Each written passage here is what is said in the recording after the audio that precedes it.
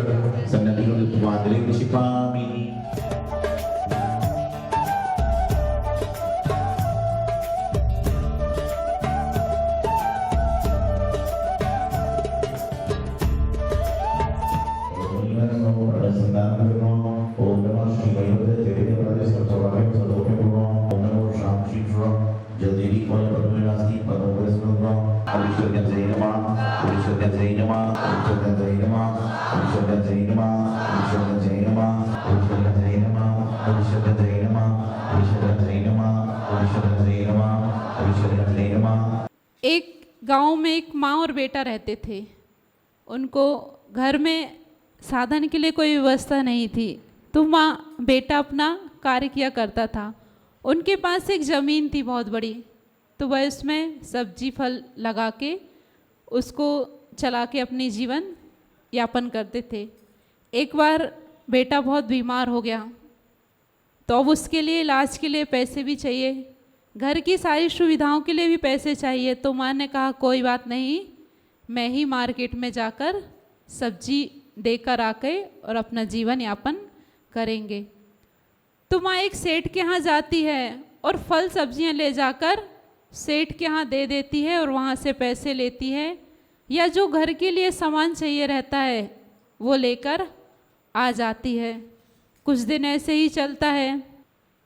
छोटा और गरीब इंसान रहता है, वो बड़ों के सामने नई भी गलती होती है तो वह झुकता है।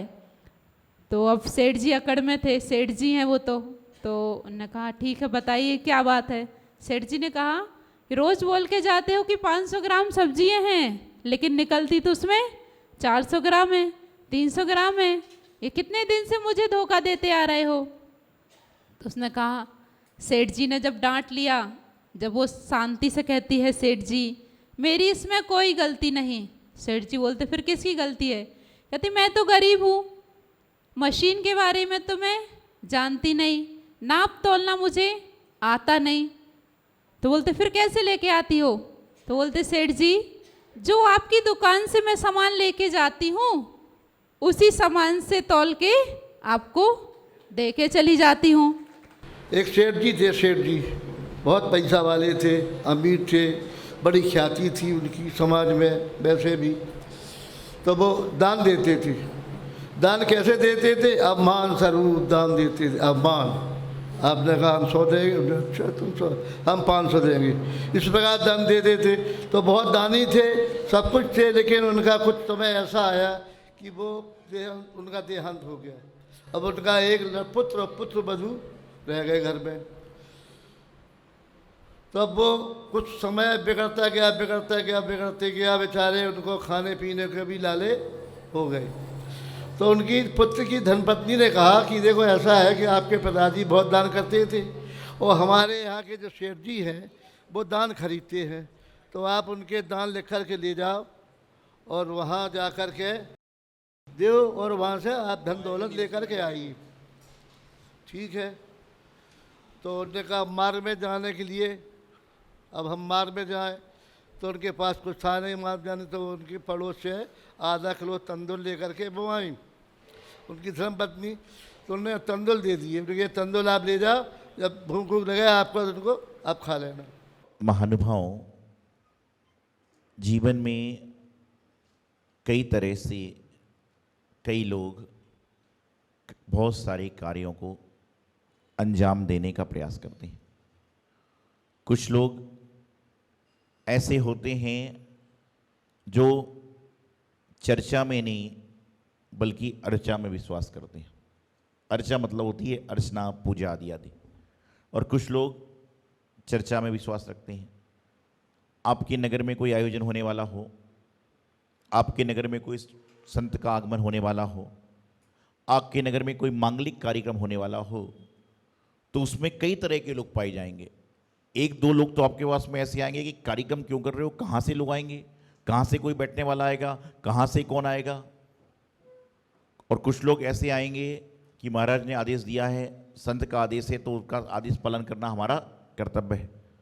और कुछ लोग इस तरह से आएंगे, अरे काम तो ले लेते हैं, कैसे होगा।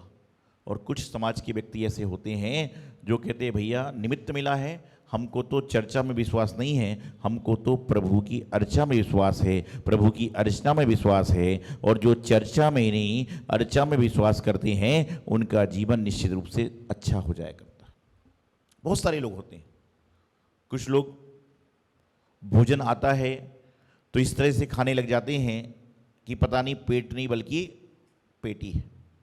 और कुछ लोग कम खाते हैं और कुछ लोग गम पूर्वक खाते हैं। तो ध्यान रखना, कम और गम करके कौन खाता है पता आपको? कम और गम पूर्वक कौन खाता है? जो कमाता है वह कम खाता है और गम पूर्वक खाता है, क्योंकि उसको मालूम है कि मुझे फिर से कमाना है। और गम से मतलब धैर्य रख के धैर्य रख के खाता है कि पेट भी गड़बड़ हो जाएगा तो क्या होगा, नुकसान है। कभी भी आपको अवसर मिल जाए तो अपने आप को अच्छी तरह से सुव्यवस्थित करने का प्रयास करें। नहीं तो बस कहीं पर भोजन में आपको आमंत्रण किया गया, निमंत्रण दिया गया, वो बहुत सारा भोजन बना हुआ है, लेकिन आप भोजन कौन सा लेते हो? बहुत सारा भोजन रखा है, 20-25 तरह की वैरायटी का भोजन बना हुआ है, सब कुछ है, लेकिन आपकी अपनी प्लेट में कौन सा भोजन लेने का प्रयास करते हैं? जो उसको बोलिए ना, जो उसको, आप सोचिए आपके पड़ोसी की बात है, आपकी बात नहीं है, वो क्या करेगा? जो उसको पसंद होगा। अरे कभी कभी ऐसा भोजन करके भी तो देखिए जो आपको पसंद नहीं है, क्या पता औरों की पसंद आपसे अच्छी हो, क्या पता आप औरों की चॉइस आपकी चॉइस से बेटर हो। प्रयास कीजिए। एक बार ऐसे ही हुआ, एक बाप बेटे का जोड़ा, यह लोग जो बाप बेटे का जोड़ा था वह इंतजार करते थे कि कहीं पर कोई जैन समाज का फंक्शन हो, कोई शादी हो, कोई ब्याह हो और कोई पार्टी हो तो वहाँ हम लोग पहुँच जाएं। और सबसे ज़्यादा दुखी रहते थे वह लोग जब शादी आदि नहीं होती थी, चतुर्मास नहीं होते थे। तो एक बार उनको बुलाया गया और उन लोगों दोनों को, बाप बेटों को, गुलाब जामुन बहुत पसंद थे, रसगुल्ले, गुलाब जामुन, काला जामुन, जो भी आप कहते हैं। तो दोनों वहाँ पर गए और वहाँ पर जाने के बाद में लोग उनको देख के समझ जाते थे कि ये आए हैं तो गुलाब जामुन वाले स्टॉल पर ही जाएंगे। ये लोगों को भी पता चल गया। 2-4 बार में लोगों की आदत सब जान जाते हैं। आप 10-15 बार मंदिर में आके उस तरह की हरकत करोगे ना तो लोग सारी की सारी आदतें आपकी अपने आप जानने लग जाते हैं। कोई उसमें बड़े आश्चर्य की बात नहीं। तो वो दोनों ने वहाँ गए और अपने गुलाब जामुन खाना चालू कर दिया। एक बात मैं आपसे कहना चाहता हूं कि जब आप लोग कहीं भोजन में जाते हो, कहीं पर जाते हो, होटल में, शादी ब्याह में जाते हो, आपने कभी बाहर खड़े होकर नहीं मांगा, आपने कभी अपने घर में खड़े होकर नहीं मांगा। लेकिन यदि अच्छे अच्छे पैसे वालों को कुछ मांगते हुए देखना हो ना तो शादी पार्टी में देख लो, तंदूर की रोटी लगती है, वहां पर क्या बोलता है आदमी थाली लेके? तंदूरी रोटी देना कि मतलब वहां पर अच्छा आदमी वहां खड़ा हुआ। क्यों? ये स्थिति आपकी क्यों बन रही है? ध्यान रखना, ये सबकी स्थिति क्यों बन रही है? क्योंकि ये आपकी संस्कृति ऐसे खाने की नहीं है। आपकी संस्कृति तो बैठकर खाने की है, और जो खड़े होकर खाता है उसकी गिनती मांगने में आ जाया करती है कि अच्छे आदमी को भी प्लेट लेके तुम अंदर प्लेट लेके खड़े हो और एक बाहर प्लेट लेके खड़ा है, अंतर कोई दूसरा नहीं है। और जो बैठकर खाता है उसको चाहे 2 रोटी आए लेकिन आराम से आती है, वो भी आपको आराम से खिला रहा है लेकिन एक व्यवस्था है। तो दोनों ने क्या किया, गुलाब जामुन रसगुल्ले खाना चालू की, और बेटे ने रसगुल्ले खाते खाते 2 गिलास पानी भी पी लिया। अब पिता परेशान, कितना मूर्ख है, ये है, त्यों है, त्यों, और गुस्से में कुछ कुछ बोलते हैं लोग। जैसे ही घर पहुंचे तो पिताजी ने आओ दिखाना ताओ, बेटे को एक थप्पड़ रसीद कर दिया। और जैसे ही बेटे को थप्पड़ रसीद किया, वो जीजा जमीन पे गिर पड़ा, इतनी जोर से थप्पड़ पड़ा। उसने कहा, पिताजी आपने मुझे थप्पड़ क्यों मारा, आपने मुझे थप्पड़ क्यों मारा, कि मुझसे कोई गलती हो गई? बोले तू पागल है, मूर्ख है, ये है, त्यों। बोले क्यों, बताओ तो क्या बात हुई? तुझे जब पानी पीना था तो पानी क्यों पिया? 2-4 रसगुल्ले ज्यादा खा लेता, पानी तो अपने घर में भी होता है। तूने पानी क्यों पिया? 2-4 रसगुल्ले खाता, पानी नहीं पीना, पानी तो घर में होता है। लड़के ने अपने कपड़े वपड़े झाटे, और एक कहावत है ना कि बाप नंबरी तो बेटा, ऐसा कुछ आता था ना। तो उसने बोला, पिताजी आप एक बात सोचते हो, मैं 10 सोचता हूं। बोले क्या सोचता है? बहुत नुकसान करता है तू। अब तेरे चक्कर में कम से कम 100 ग्राम चीनी घर की खराब होगी। अच्छे से रसगुल्ले खा के आता, 2 दिन तक चीनी नहीं लाना पड़ती। तो बोले आपको नहीं पता? बोले क्या? बोले मैंने 2 गिलास पानी पिए तो मैंने भूख से ज्यादा 10 रसगुल्ले ज्यादा खाए। मैंने 2 गिलास पानी पिया तो मेरे 10 रसगुल्ले खाने का स्टेमिना और बढ़ गया। उसको फिर एक थप्पड़ पड़ा, फिर फ्लैट हो गया। उसको फिर एक थप्पड़ पड़ा, फिर वह फ्लैट हो गया। पिताजी से बेटे ने पूछा कि अब क्यों मारा? बोले तू पागल है, नालायक है, पता नहीं। बोले क्यों? बोले ये बात तूने मुझे क्यों नहीं बताई, मैं भी 2 गिलास पानी के 10 रसगुल्ले और खा के आ जाता। ये बात तू मुझे पहले बताता तो मैं 10 रसगुल्ले खाकर और आ जाता। देखिए क्या है, ये आदमी भोजन भी कहीं पर हो रहा है तो ये नहीं सोचता कि मेरे पीछे कोई आने वाला है तो उसका क्या है। तो जो कमाकर खाता है वह कम भी खाता है और गमपूर्वक भी खाता है, धैर्य रख के खाता है। जीवन में ध्यान रखना कि इस दुनिया में कामचोरों की कमी नहीं है। चोर तो दुनिया में बहुत कम हैं, लेकिन कामचोर हर घर में, हर मोहल्ले में, हर मंदिर में, हर समाज में, हर संघ में मौजूद हैं, जो करना नहीं चाहते लेकिन लोगों के काम को बिगाड़ना चाहते। काम करते नहीं है, निगेटिव फैलाने का काम करते। कई आदमी की आदत है, वो अच्छे खासे वातावरण में, यहां पर इतने सारे सैकड़ों लोग बैठे हैं और एक चम्मच गिर जाए तो सारों का ध्यान कहां जाएगा? चम्मच की ओर। और किसी के फोन में घंटी बज जाए, किसी के फोन में घंटी बज जाए तो हर आदमी अपना मोबाइल निकाल के चेक करता है, चाहे तुम्हारे फोन की तुम्हें रिंगटोन पता है उसके बाद भी। हर व्यक्ति को पता है कि मेरे फोन की रिंगटोन क्या है, लेकिन कहीं पर भी घंटी बजेगी तो आदमी उठा के जरूर देखता है फोन। अरे तुझे पता नहीं है कि तेरे आपके फोन की रिंगटोन क्या है? लेकिन उसकी आदत है, इंसान का स्वभाव है कि जहां पर नकारात्मक चीज होगी वहां पर सकारात्मक से भी नकारात्मक में पहुंच जाया करता है। ये आदमी का स्वभाव है, ह्यूमन नेचर जिसको कहा करते हैं।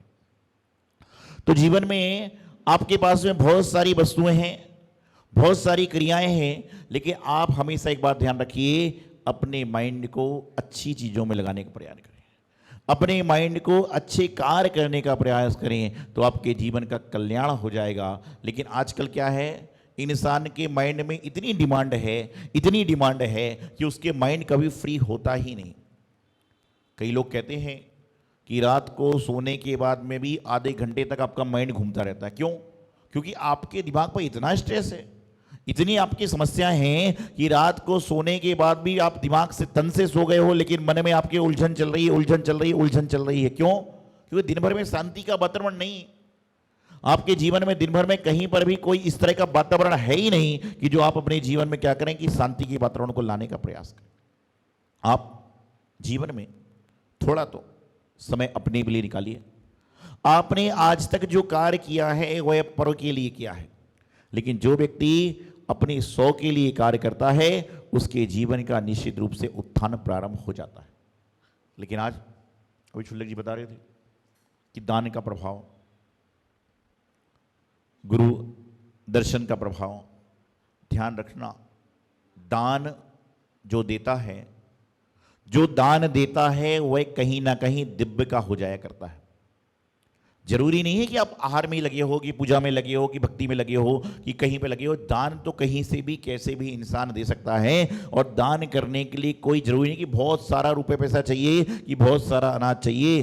दान तो वही भी होता है कि जो आपकी थाली में से आया है उसमें से आपने एक ग्रास भी दान कर दिया तो समझ के चलना कि वह दान की श्रेणी में आ जाया करता है। ऐसा भाव तो बनाओ। यदि आप सोचिए कि रोज आप जब भी आप थाली में भोजन करते हो और उसमें से एक रोटी आप रोज निकालते हो, दिन भर में 2-3 बार थाली में तो आप बैठ जाते होगे, तो दिन भर में 3 महीने की 90 और साल की कितनी सारी आपका दान हो गया जो आप सोच नहीं सकते। और रोज दान की श्रेणी में आज लोग मंदिर में आते हैं, मंदिर में आने के बाद सबसे ज्यादा आदमी दान काय में देना चाहता है। मंदिर में जब व्यक्ति दान देना चाहता है तो सबसे ज्यादा दान किस चीज में देना चाहता है? या तो आहार में या पूजा में। लेकिन कभी यह विचार किया कि आपके निमित्त से जो मंदिर में चटाई बिछती है, आपके निमित्त से इलेक्ट्रॉनिक सिटी चलती है, आपके निमित्त से जो वर्कर्स लगे, इनका दान कहां से आएगा? हर आदमी सोचता मेरा तो भैया पंडित जी आहार में लगा देना, प्रधान जी मेरा पैसा तो आहार में बिहार में ही लगाना, तो बाकी व्यवस्था कौन करेगा? इसलिए कहते हैं कि मंदिर में एक दान पेटी होती है। क्या नाम लिखा रहता है? नहीं, उसके ऊपर क्या लिखा रहता है? गुप्त दान। क्या लिखा रहता है? लेकिन आदमी चढ़ाता जब है जब बहुत सारे लोग खड़े रहते हैं।